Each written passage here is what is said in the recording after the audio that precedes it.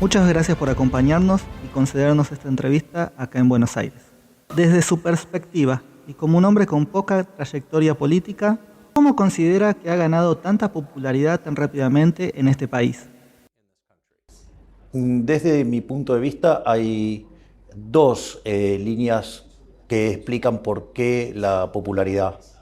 Una tiene que ver con mi background personal, que tiene que ver con el hecho de que he sido jugador de fútbol, al mismo tiempo he sido cantante de rock and roll y además soy economista. Y creo que esa combinación es una combinación atractiva en términos de producto televisivo. Pero por otra parte, lo que también es importante es el tema de las ideas.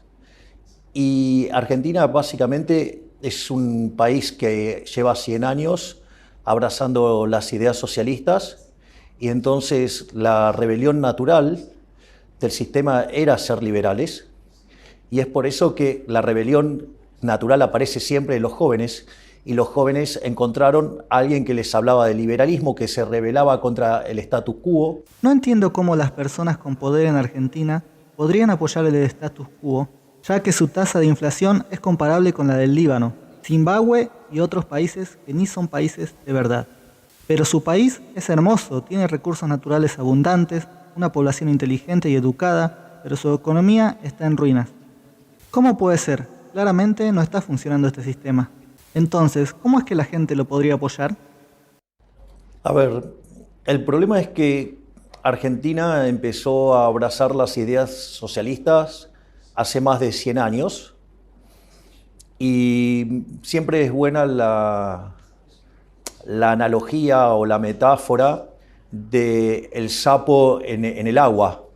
Y entonces uno empieza a calentar el agua y el sapo no se da cuenta. Pero llega un momento que cuando se quiere dar cuenta es muy tarde y termina muerto. Argentina empezó a abrazar las ideas del socialismo y con una frase que luce muy atractiva, pero que es terrorífica en términos de funcionamiento del sistema económico, que es la idea que donde hay una necesidad nace un derecho. Y eso es un problema porque las necesidades son infinitas y los derechos alguien los tiene que pagar. Y el problema es que los recursos son finitos. Entonces, frente a la situación de necesidades infinitas y recursos finitos, aparece un conflicto. Los liberales ese conflicto lo resolvemos fácilmente, que es con libertad de precios y propiedad privada. Y eso es lo que genera el mecanismo de coordinación para resolver esta tensión en la sociedad. Sin embargo, la idea de la mano invisible a los socialistas no les gusta y ellos prefieren la garra del Estado y básicamente lo esconden detrás de la idea de la justicia social, donde la justicia social es profundamente injusta porque implica un trato desigual frente a la ley precedido por un robo. No había comprendido totalmente el grado al cual el gobierno argentino había adoptado la justicia social radical y académico, al estilo de los Estados Unidos. Hoy en el almuerzo, un empresario me contó que la gente se identifica como transgénero para pagar menos impuestos. En el 2019 crearon por primera vez en el país un Ministerio de las Mujeres y Diversidad. ¿Qué hace ese ministerio? Bueno, supuestamente se dedica a ocuparse de los temas vinculados a las mujeres. Sin embargo, cuando uno mira los resultados, no han logrado ningún resultado. Es decir, hacer canciones... ¿Son felices las mujeres aquí? No. No, porque en realidad no hay resultados. Es decir, pintar un banco de plaza de un color rojo o hacer una canción, eso no modifica las condiciones o los problemas que pueden estar padeciendo las mujeres. De hecho, probablemente uno de los mayores logros del liberalismo es la igualdad ante la ley. Y este tipo de ministerios, o sea, porque la pregunta es, entonces, ¿por qué no hay un ministerio de hombres? No solo eso, sino que además, digamos, si tenemos igualdad ante la ley, lo que necesitamos es que la ley se cumpla, no que haya un ministerio de la mujer. De hecho, es más, parten de premisas que son absolutamente falsas. Ejemplo, dicen, no, el techo de cristal para las mujeres y que las mujeres ganan menos que los hombres. Y al mismo tiempo sostienen que los empresarios son unos cerdos malditos, ¿sí? Que lo único que les importa es ganar plata. Entonces, si los empresarios son cerdos malditos que lo único que les importa es ganar plata, la pregunta es ¿por qué si yo entro a una oficina no está plagado de mujeres? ¿Tendría que estar lleno de mujeres? Y sin embargo, cuando uno mira, la distribución es bastante pareja y en línea con la población. Por lo tanto, lo que uno ve es que cuando sale de los valores promedios y que tiene que ver con las decisiones en agregado de hombres y mujeres respecto a qué profesiones elegir, uno ve que cuando hace la corrección por el tipo de profesión y tipo de trabajo y demás, las remuneraciones están arbitradas y la realidad es que todas estas regulaciones y restricciones que impulsan este tipo de organismos como el Ministerio de la Mujer, lo único que hacen es crear una discriminación positiva, o sea, una affirmative action, que es discriminación, que además a mí me parece absolutamente ofensiva para las mujeres, porque implica tratarlas como seres inferiores, lo cual me parece verdaderamente aberrante, pero además genera comportamientos opuestos a las mujeres que terminan perjudicando a las mujeres. Pasa lo mismo de siempre. Toda acción estatal genera un daño más grande que lo que quiere corregir. Ejemplo, en Argentina quisieron corregir el problema con los alquileres. Pusieron la ley de alquileres, ahora estamos muchísimo peor. Quieren corregir los problemas del hambre, hay más hambre. Quieren corregir el problema de la pobreza, hay más pobreza. Quieren corregir la falta de empleo, hay menos empleo. Bueno, cada vez que interviene el Estado, como es una acción violenta que termina perjudicando el derecho de propiedad, el resultado, y a la libertad, el resultado final es mucho peor que lo que teníamos originalmente. Y el Ministerio de la Mujer era evidente que lo único que iba a causar es daño a las mujeres, salvo a aquellas que se benefician de ser empleadas públicas. ¿Usted se opone al aborto y por qué? Bueno, porque como liberal, o sea, liberal libertario, claro, porque en inglés liberal es distinto, así que lo voy a decir como libertario. Nosotros creemos que el liberalismo es el respeto irrestricto del proyecto de vida del prójimo, basado en el principio de no agresión y en defensa del derecho a la vida, a la libertad y a la propiedad. Por lo tanto, adhiriendo a las ideas de la libertad, básicamente una de las ideas fundamentales es defender el derecho a la vida. O sea, filosóficamente estoy a favor de respetar el derecho a la vida. Después hay una justificación desde el plano de vista de las ciencias naturales, digamos, que es el hecho de que la vida comienza en el momento de la fecundación. Y en ese mismo momento se genera un nuevo ser en evolución, ¿sí? Con un ADN distinto. Es decir, es cierto que la mujer tiene derechos sobre su cuerpo, pero ese niño dentro del vientre no es su cuerpo. Es decir, el niño no es su cuerpo. Por lo tanto, el aborto es un asesinato agravado por el vínculo y por la diferencial de fuerzas, ya que no tiene forma de defenderse. Y no solo eso, sino que además hay una cuestión de índole matemática. La vida es un continuo, con dos saltos discretos, que es el nacimiento y la muerte. Y cualquier interrupción en el medio es un asesinato. Bueno, usted ha dicho que es católico y en esencia está defendiendo el principio católico de la vida. El actual Papa es argentino.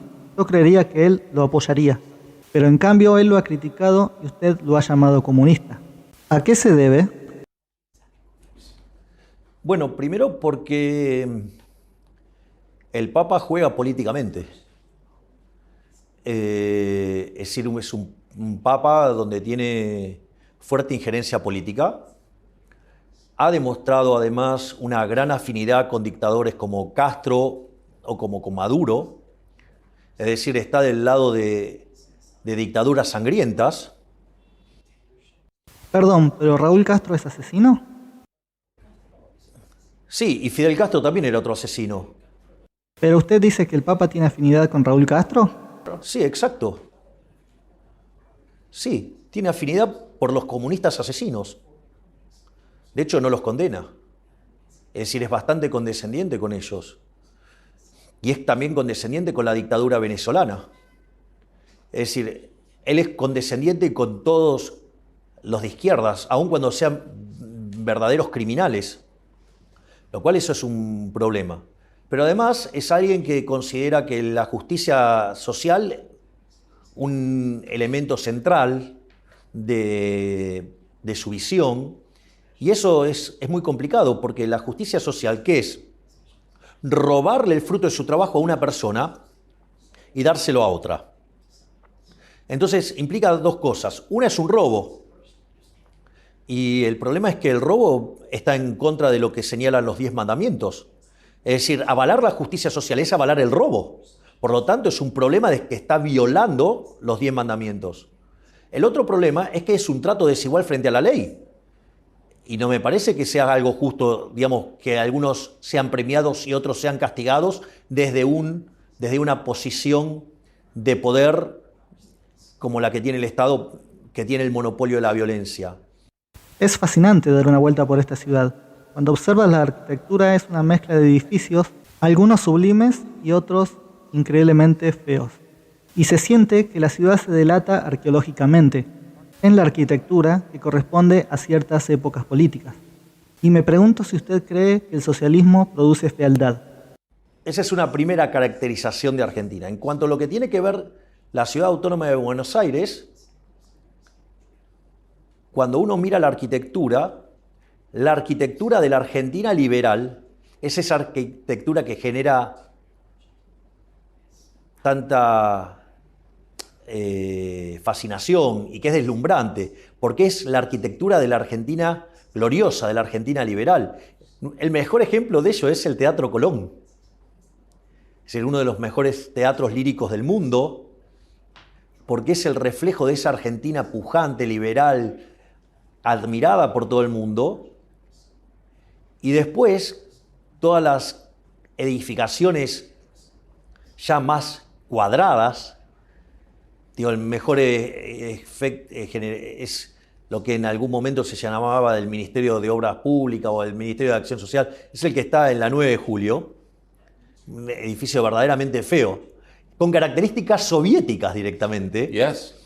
Es más, en un momento había una estatua, ahora la sacaron, pero había una estatua que estaba en esta forma, con la mano así. Básicamente para reflejar una coima, que fue una de las cosas que hizo el edificio, en repudio a la cantidad de coimas que le pidieron mientras que hacía el edificio. Esa es la arquitectura, y cada vez más chata, cada vez más fea, y solamente las partes que progresan son aquellos que tienen negocios vinculados a los políticos. Ejemplo, Puerto Madero.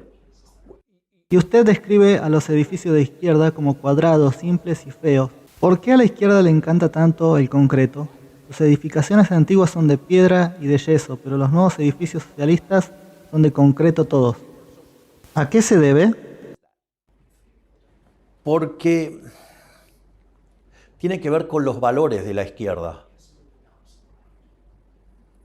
Digamos, los valores subyacentes en las ideas de la izquierda es la envidia, el odio, el resentimiento, el trato desigual frente a la ley y la violencia.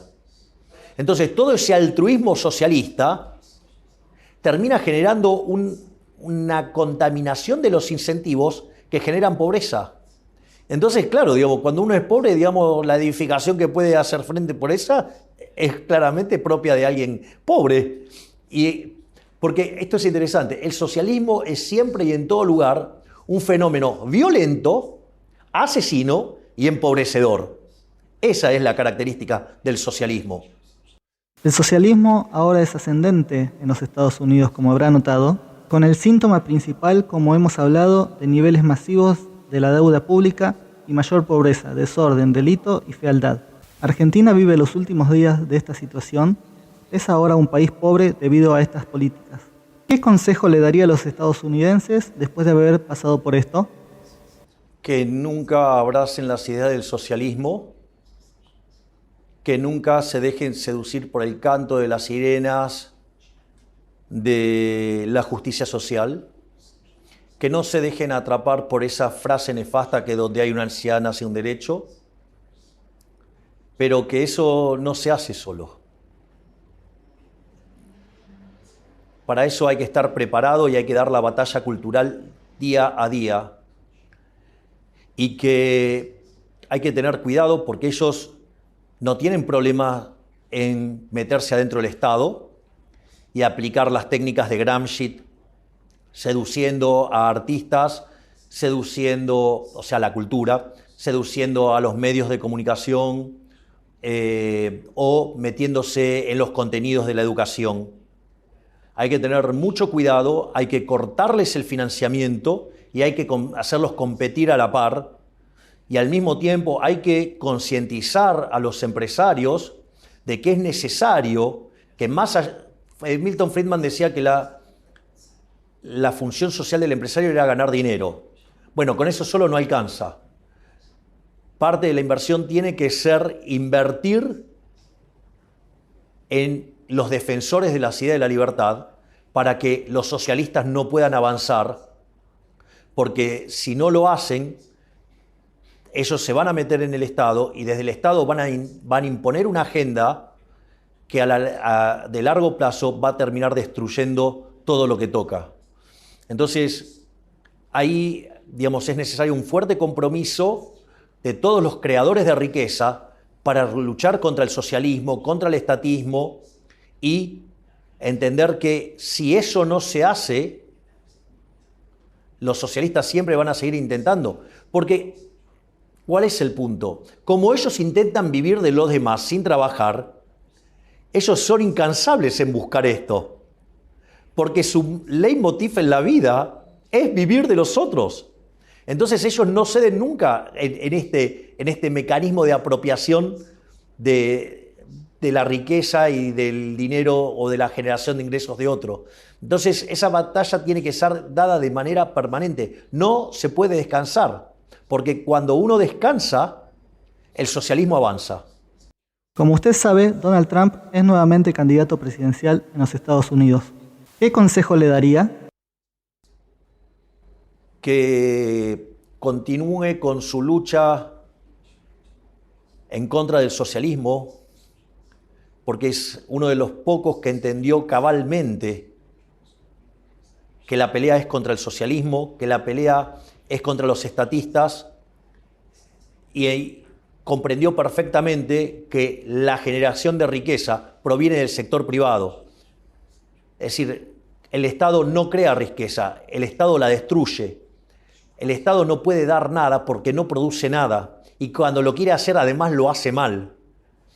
Entonces, me parece que si yo, desde mi pequeño lugar, lo único que podría decirle es que redoble los esfuerzos en la misma dirección de defender las ideas de la libertad y de no darle tregua ni un solo segundo a los socialistas.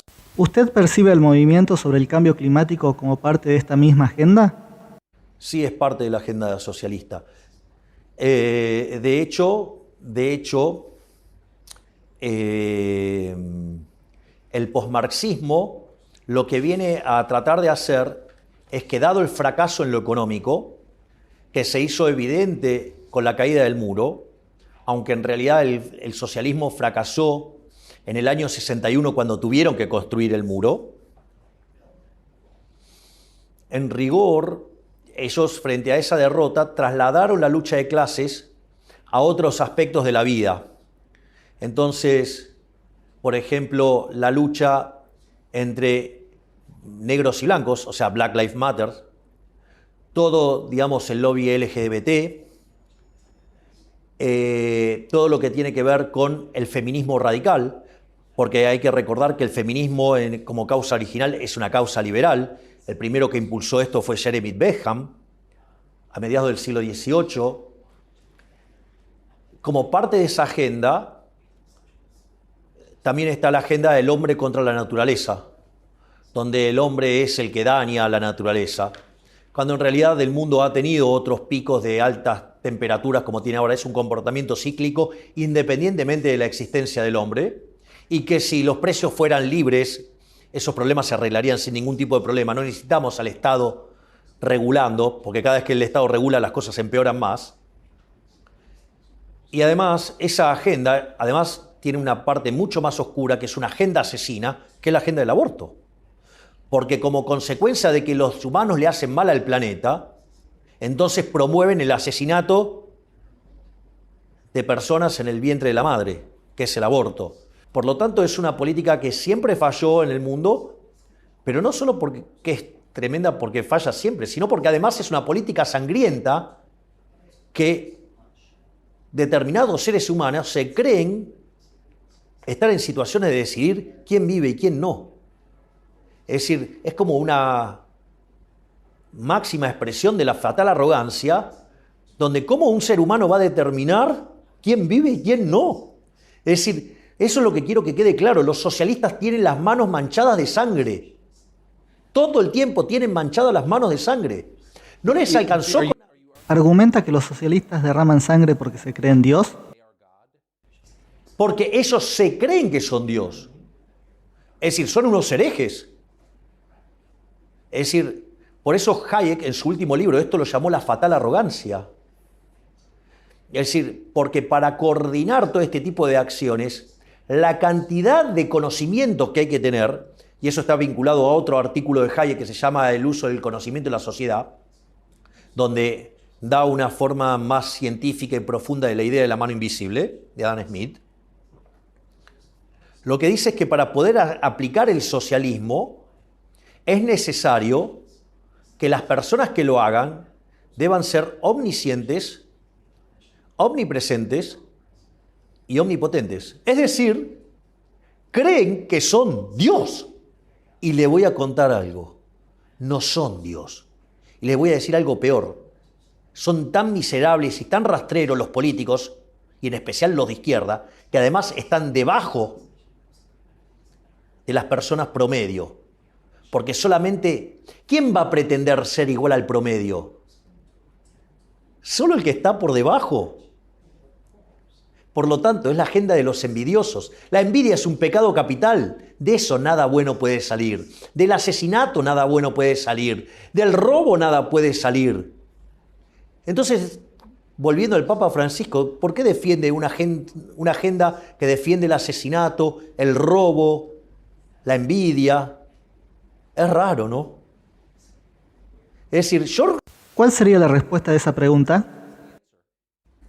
yo creo que debería darla a él.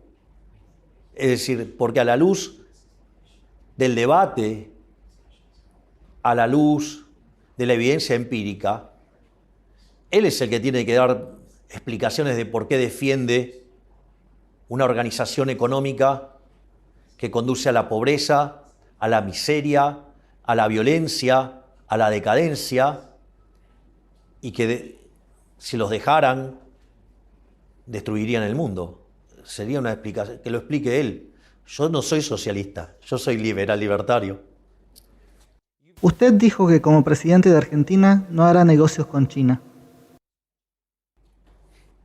De hecho, no solo no voy a hacer negocios con China, no voy a hacer negocios con ningún comunista. Es decir, a ver, yo soy un defensor de la libertad, de la paz y de la democracia. Los comunistas no entran ahí, los chinos no entran ahí, Putin no entra ahí. Digamos, Lula no entra ahí. Es decir, nosotros queremos ser el faro moral del continente. Nosotros queremos ser los defensores de la libertad, de la democracia, de la diversidad, de la paz. Entonces, nosotros desde el Estado no vamos a promover ningún tipo de acción con comunistas, ni socialistas. Eso no quiere decir que los argentinos no puedan comercializar. Si quieren comercializar con China, con Rusia, con Brasil, con quien sea, problema de los argentinos. ¿Usted reza por sabiduría y orientación? Bueno, me consta que hay mucha gente orando por mí.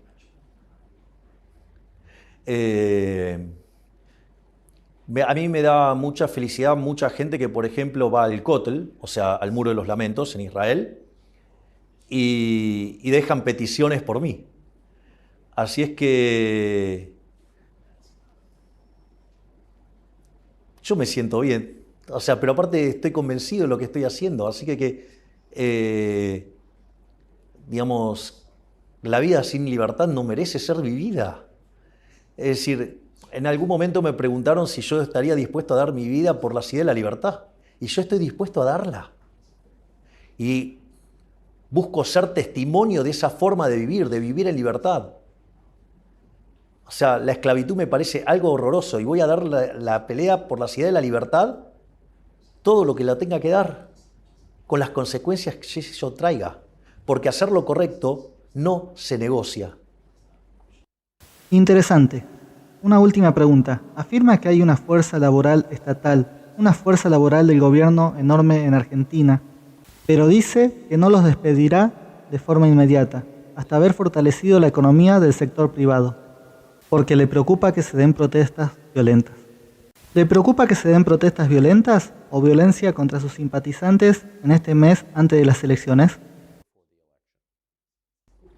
No me preocupa porque yo voy a gobernar con la ley en la mano y la ley en mi gobierno se va a cumplir y el que las hace las paga. Y además no tendrían por qué quejarse porque, digamos, no van a ser afectados en las reformas de primera generación. Y cuando tomen lugar las reformas de segunda generación, ellos mismos van a dejar de lado esos trabajos en el sector público por una cuestión de incentivos, por una cuestión de remuneración.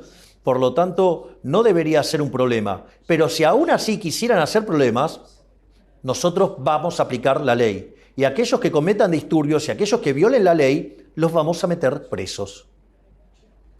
¿Usted cree que las fuerzas que aplican la ley están de su lado?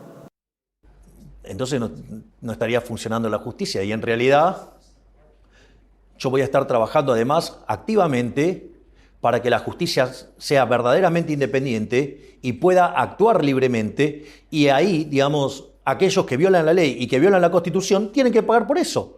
Por lo tanto, en una justicia que se le dé el respaldo político para que sea verdaderamente independiente y trabajar en las reformas para que sea verdaderamente independiente, no veo por qué no deberían apoyar. Si no, no sería justicia. Javier Milei, gracias. You're welcome.